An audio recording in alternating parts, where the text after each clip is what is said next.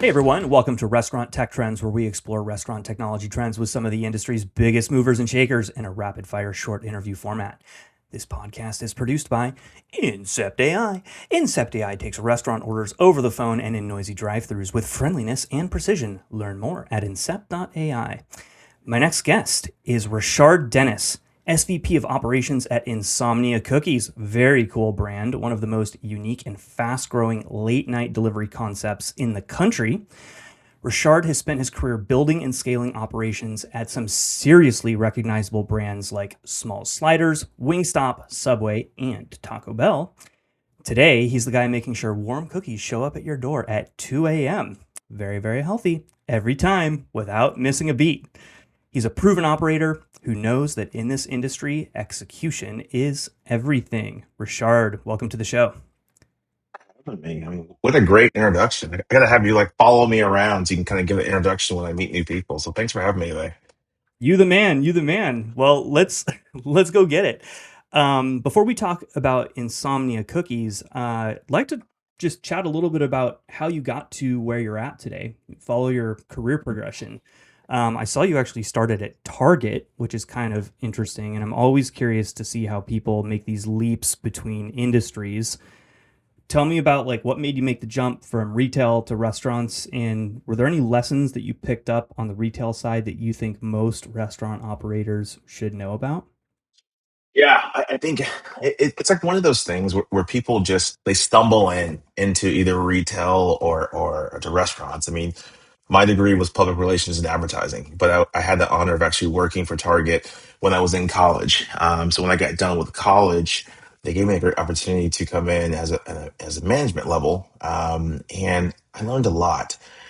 Here are the couple things that I learned my time at Target. I had this great flow team leader. So her job was to run the logistics flow, unloading the trucks, making sure the shelves get stocked and all that good stuff. And I was like 24 years old. And she pulled me aside and she's like, your work ethic is like up here. Like your speed is like right here. But I'll tell you this, Mr. Starr, you're very, very smart. The team hates you. And I was just like, what? She's like, the team hates you.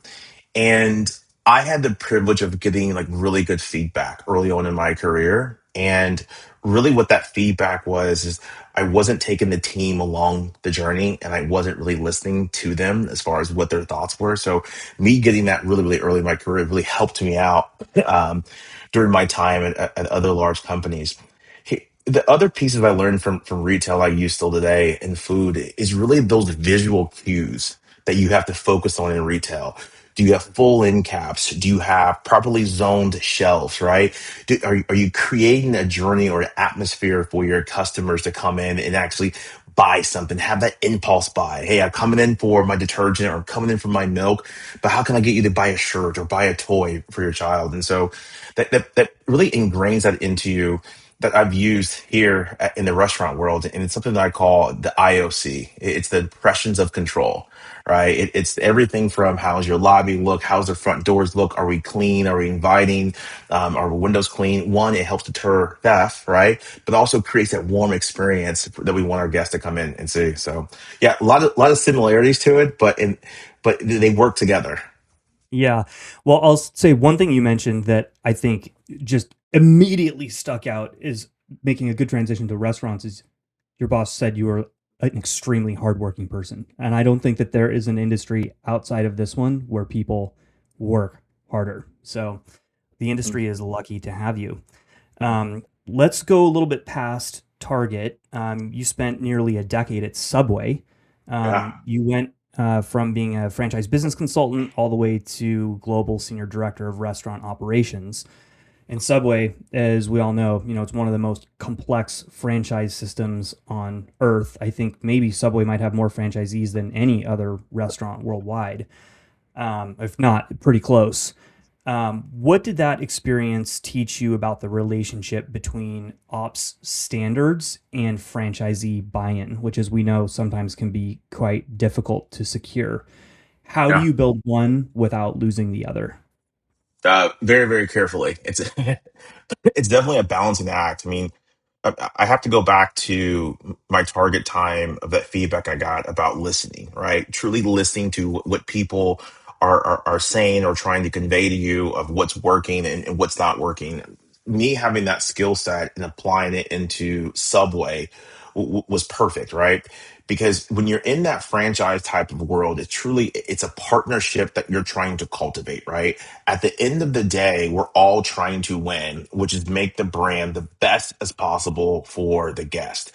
Yep. Now, at Subway, the complexity of it was all the points that you've made. I mean, it was a 44,000 restaurant behemoth, right, around the world. You had multiple franchisees, and you had multiple approaches to the business. And so, what I really learned is that you have to explain the why behind everything to the franchisees. I They see. want to win, they want to be profitable, but you have to show how your ops standards can help them achieve the goals that they're trying to go after, which is having a successful business and having good returns as well. So pretty much whenever it comes to rolling out new op standards, just framing it through that lens of franchisee profitability, that's the key, would you say? It's really around it's one it's how can you protect the brand itself. That's the number one job of the company itself, and then the number two job is really to drive top line and bottom line to the franchisees. Yeah. And if you don't take the partnership, you're going to have a long road. And I had the privilege of working at Subway during the $5 foot long where anything was possible, right? And then going through the business transformation of trying to run the business, but also fix the business at the same time, but Yeah. also providing strategy and hope's probably the wrong word, but hope for the franchisees that we're going to nail it on next go around with that transformation. Got it. All right. Well, let's shift gears to Wingstop. So, when you're at Wingstop, you faced a bit of a different challenge. You led the opening of 80 international locations in, I think, just around 2 years. Mhm. What does it take from an ops perspective to open that many units that quickly across different countries? You've got different cultures. Do the same standards translate from one country to the next, or how much do you have to localize there? And what is the thing that most brands you think catastrophically underestimate when they go international? Yeah, here's what I would tell you. Opening up 80 locations international was the easy part, right? The Okay. hard part is really assessing what markets we should be going into, right? And I then see. all of the things that go into that from a flavor profile perspective. What tech stack should we be using? Should we be using our tech stack or should we go local? Just because of different hardware or service agreements that we can get in these countries as well. And the last piece is really identifying the right partner or right franchisee or the right licensee that you want to use in these countries. Just because a lot of the things I've seen a lot of brands struggle with is understanding what they're good at from a brand perspective. Every brand has a brand, they have a product, they have a logo, but some brands might be great at supply chain, some brands might be great at technology. But we were able to identify the things that we were good at from an international perspective, and we leveraged the franchisees on the parts that we were not good at from an international perspective. So we would focus on marketing, we would focus on real estate. Those are the things that we were good at, but we wanted to be better at. So we picked franchisees that can actually go do that as well. And then the last piece of it is really around the operations. It's the training elements of it, of really communicating what the standards are, something I call freedom in the framework. This is our brand, this is our product, this is our colors. Don't touch those. But everything else, let's try to match that to one, the consumer needs, and then also the employee needs in that country Hmm. as well too. That's where people really struggle, where they want to take their box that has been successful in the US and try to drop that into Indonesia, where the customer I base in see. Indonesia is completely different than what you would see in the US. I see. That makes sense. I'd like this is restaurant tech trends, so I want to drill into one of the things you mentioned, which is localized tech stacks. Yeah. There are people in IT, CTOs that watch this, and I can just see people's like hair standing up on their arms when someone is talking about having a heterogeneous tech infrastructure with different POSs and whatnot in different countries. Like real talk, like were you able to make it work, or did you end up deciding to standardize, and how did that like funnel back into like reporting and stuff like that? And Yeah. How difficult did it make it to enforce, you know, brand policy? Yeah. During my time at Wingstop, we really did not really enforce a true tech stack at that point in time. I believe now that they probably have made some leaps and bounds, and they probably have put in some type of standardization into Wingstop. But at that point in time, we didn't have that. I mean, our main focus at that point in time was one, getting the data from whatever tech stack that they had local. I mean, of course, we didn't want them going out and buying like a mon pause system. We wanted something that was true and that was tested and that was validated, that the franchisees have used other concepts as well too. And we, of course, we wanted the data to be able to help and support them in their Sure. business and give us transparency into it. But a lot of the things that we did at Wingstop, even from a technology standpoint, was our head of technology. She would validate the technology. Are we protected? Are we protecting ourselves? Are we protecting the franchisees? Are we making the right investments from a scalable standpoint? And that's really something you have to think about from a franchise perspective. But if it was corporately owned, we would definitely taken a different approach from a technology standpoint. Okay, well, good answer.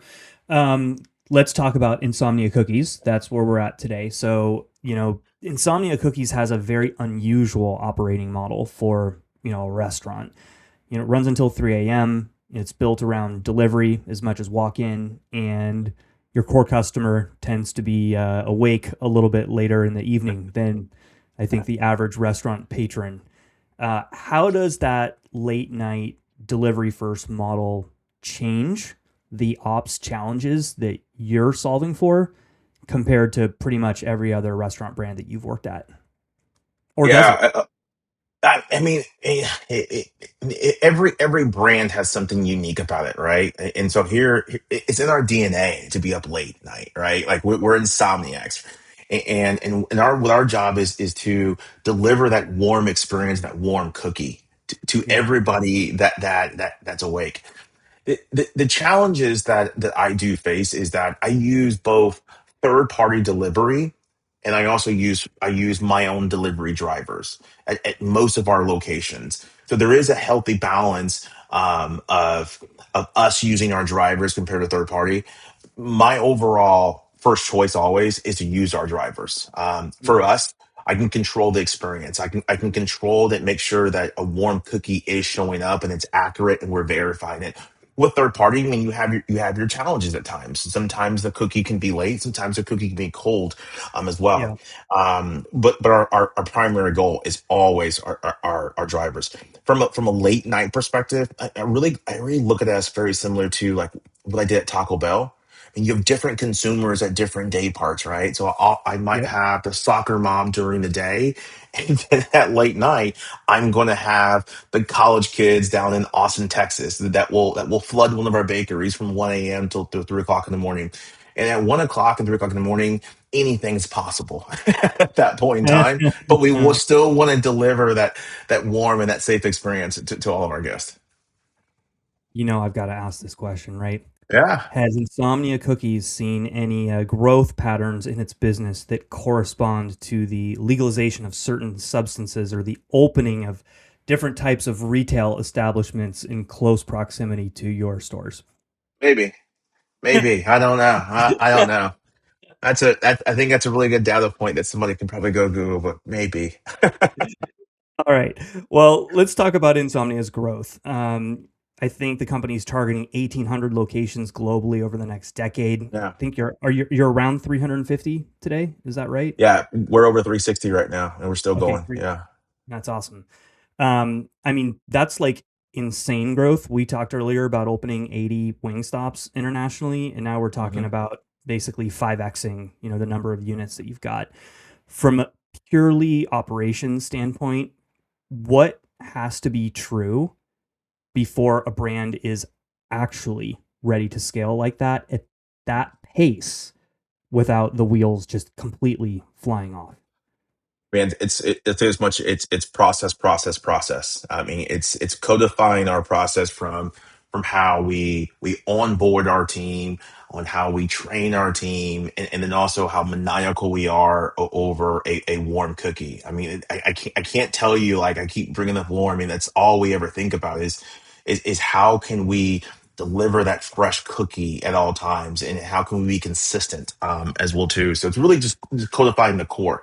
Now, one thing I will tell you is that's very unique to us in Insomnia is that this brand was built on a college campus. So we really saturated the market from a university perspective. And so now what we're doing is we're going from universities, and we've gone to major cities like Mm-hmm. downtowns.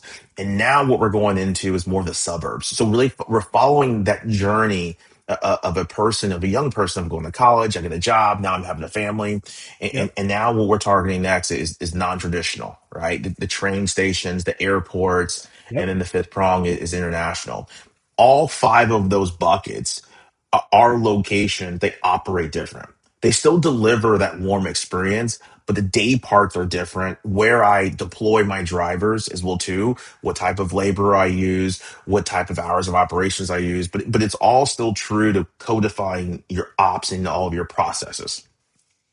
Got it. Well, let's dive into that a little bit more. I think this actually ties and segues really well into the next question I wanted to ask you, which is about being able to fix ops issues in the field versus in the office. And obviously, you're catering to these different day parts. You're Yeah. doing more non-traditional now.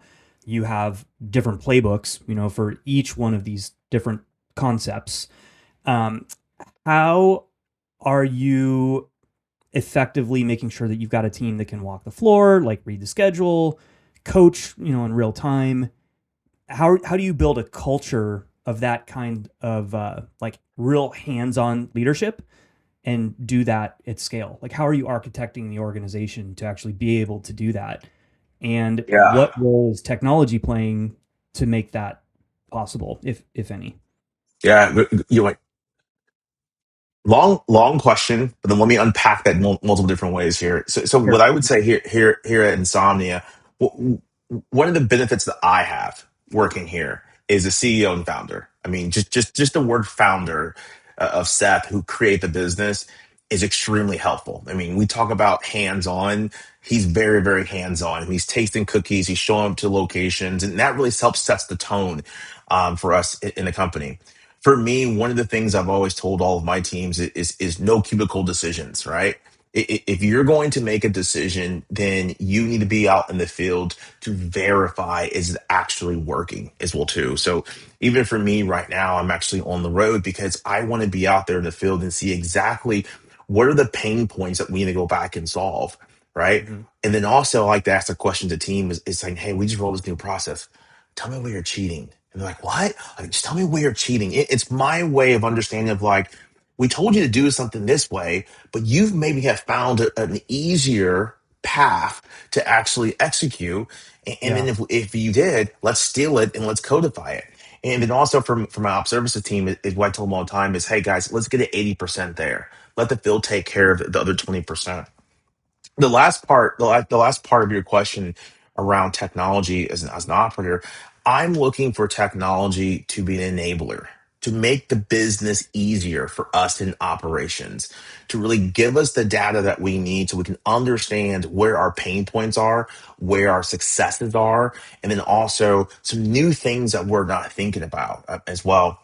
I mean, and then the last piece for me, just from a technology standpoint, I'm all about the UX. I'm all about the user experience. Like how can we make technology just easier for our team members, right? So Yeah. I'm not naive thinking that um, our team members, this might be their second job, this might be their full time job, right? They have other things going on, they have kids and priorities.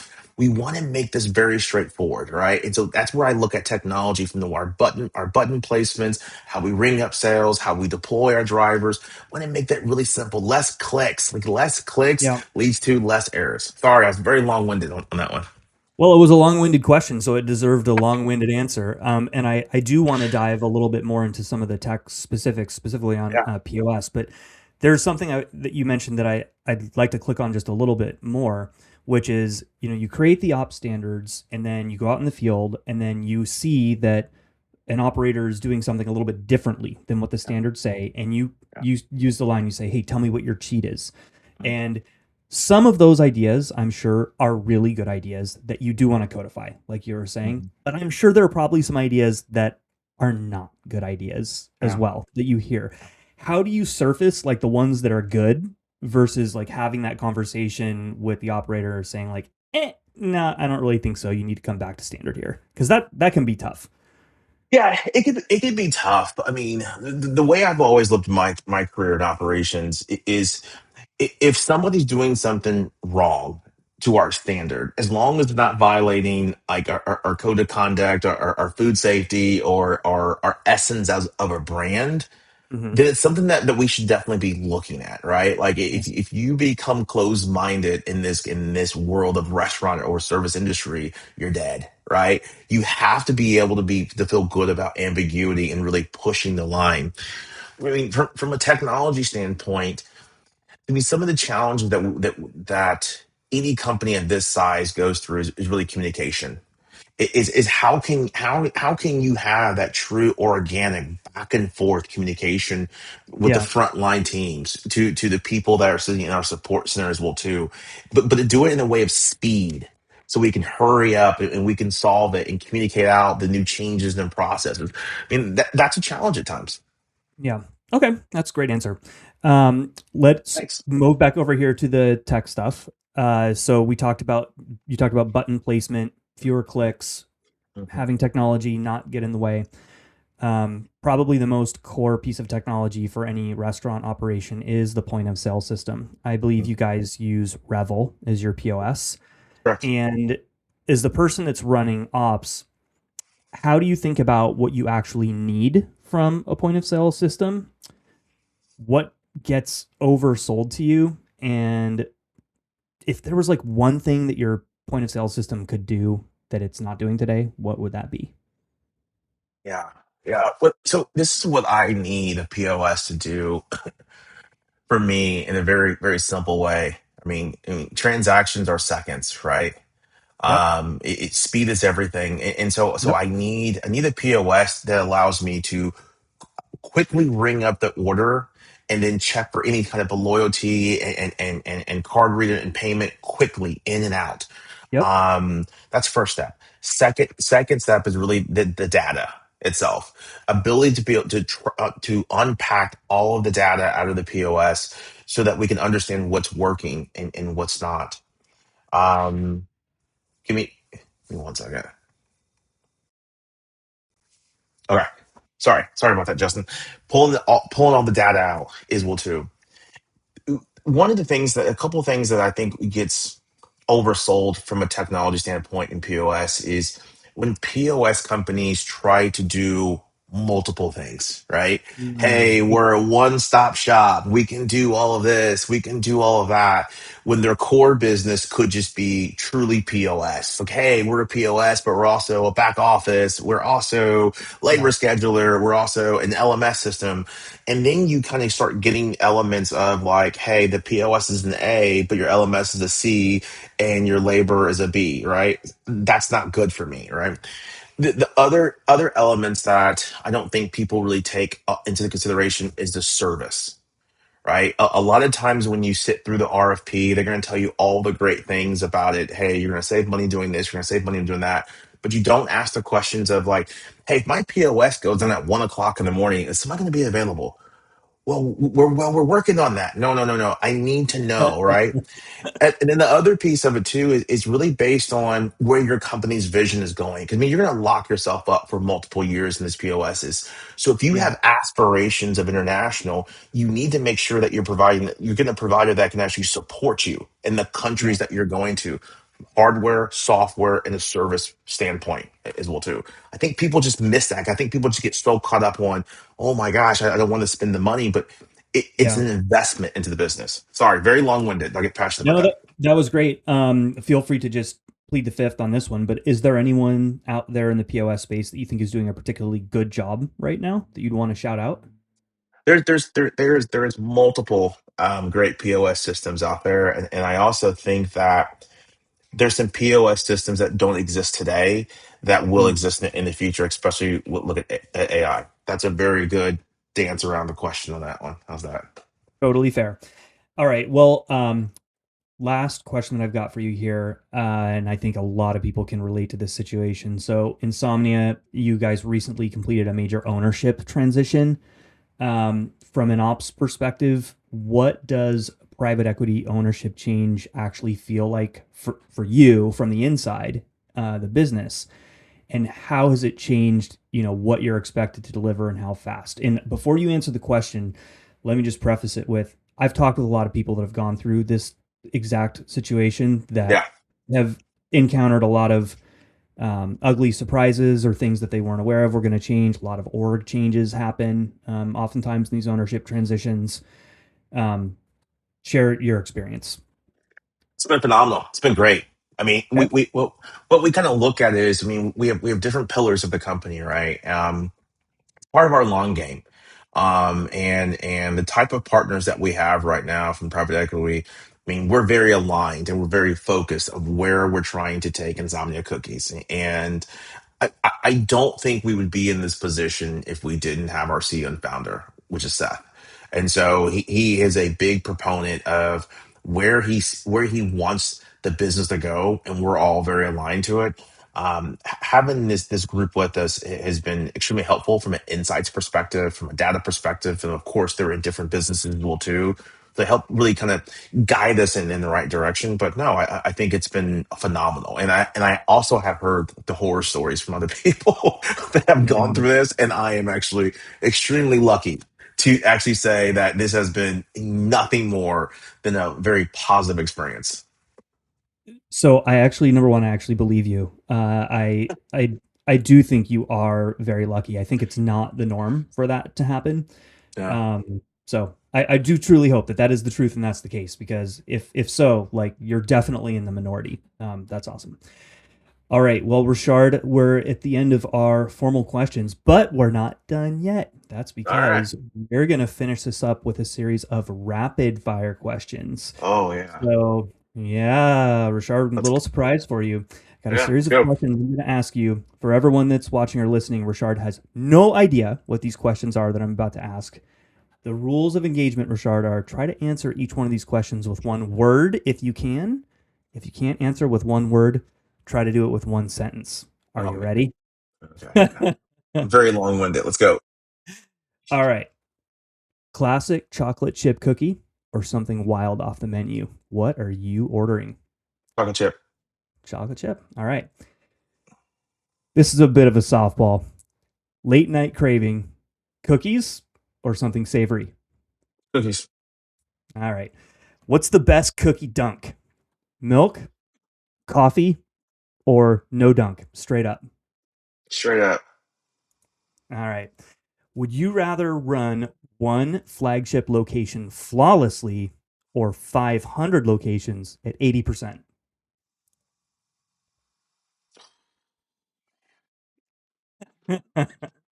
Oh man. One flagship, 100%. Like you gotta be 100%. You got Yeah, to get it right, man. gotta I get it totally, right. Gotta get it totally, right. you got Gotta to get get it it right. right. Man, that was Get the hardest one. that's hard. You got to get the one right. Once you get the one perfect, then you can go out to the Then other it's a 500. domino. It's a domino effect. All right. Do you like your cookie edges to be warm and gooey or slightly crispy? My personal choice is crispy. My personal choice. All right. Uh, we may have covered this. I'm not sure. Your first job in the restaurant industry, was it glamorous or was it a total disaster?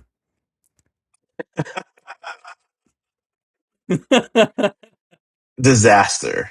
Disaster. Disaster. Can I give you more context though, or I can't? Is that against Go the ahead. rules? It was at a country club in Indianapolis, Indiana. That's where I'm from, and so they hired me at the age of 15 to run the grill with no experience whatsoever. So I Oh, made a lot of rich golfers very very angry, and some of the Colts players were there as well too. So like I didn't last long at all. oh no. Oh no. Well, look at you now. So, anyway, last one that I've got for you. Cookies for breakfast. Acceptable Yeah, or hard pass? No, no, truly acceptable. I mean, cookies, you can eat a cookie at any point in time. Absolutely. You should. If you're not doing that, you're missing out. uh, serious question, actually.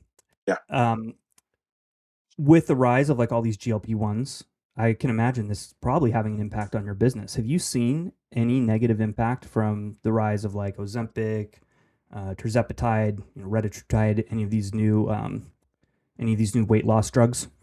I mean, honestly, I think every service industry right now, every service company right now is feeling some type of pressure from the macro. I mean, everything from gas prices to cost of goods. I mean, everybody's Mhm. seeing something. I mean, I think everybody's is pulling back to really understand what's going to be happening next. So to really Yeah, kind of classify it as far as the weight loss stuff, it's really hard to really do that. yeah. Okay. Well, Richard, I want to thank you very much for your time. Awesome interview, man. I'm really glad that we were able to meet in this format after we met one another for our dinner, I think, out in Atlanta.